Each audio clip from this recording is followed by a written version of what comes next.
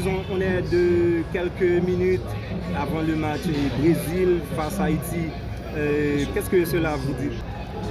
Je pense que c'est une rencontre historique. Ça fait beaucoup de temps qu'Haïti n'avait pas eu l'occasion de jouer dans une Coupe du Monde. Et je pense qu'on discutait ça à cause de ça.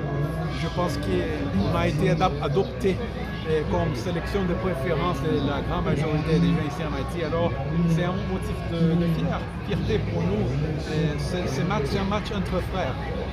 Et un match, évidemment, tout le monde veut gagner parce que c'est important, mais en même temps, il y a une fraternité, il y a une relation très bonne entre les deux équipes et les gens de deux pays. Alors, vous êtes un Brésilien avant tout. Quelle est votre attente à propos de ce match? Bon, je dis qu'aujourd'hui, j'ai le privilège de pouvoir dire que n'importe quel sera le résultat, je serai gagnant. Alors je n'ose pas faire une prognostic. Je ne suis pas prophète et je suis très content de savoir que les résultats seront un résultat qui va faire plaisir. Un message pour les fans. Le message, c'est que le sport, le football, c'est une métaphore très importante qui représente ce qu'on a besoin dans le monde et dans ce pays. C'est un sport d'union, on travaille ensemble, il y a le fair play, c'est une culture pour la promotion de la paix.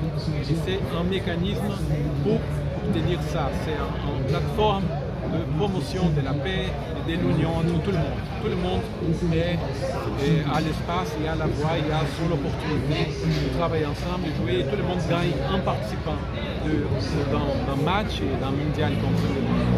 Et maintenant, on est en train de développer une nouvelle étape. On va négocier un nouveau cadre de coopération et on commence à discuter déjà avec le gouvernement beaucoup de volets de coopération dans l'agriculture, dans la santé, dans la sécurité, dans la formation de la police, la formation professionnelle. On a un centre de formation professionnelle au CAI qu'on vient d'inaugurer, ça fait 1 an et demi plus ou moins. C'est un centre pour la formation de plus de 1000 personnes et c'est à votre disposition, à la disposition du gouvernement, c'est très bien.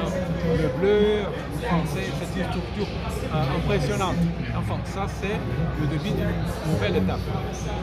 Quelles sont les opportunités et dispositifs pour les jeunes haïtiens ou professionnels qui souhaitent étudier au Brésil?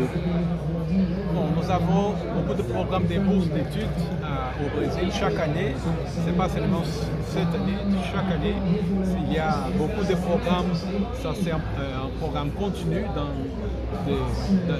divers domaines des études. Il y a des programmes de pré-grade, des grades, des post-grades aussi, master, doctorat, post-doctorat.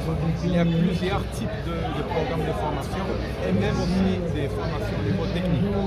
Il faut entrer dans les sites web de la page de l'ambassade du Brésil pour vérifier et les réseaux sociaux pour obtenir plus d'informations sur les opportunités qu'il y a pour aller étudier au Brésil.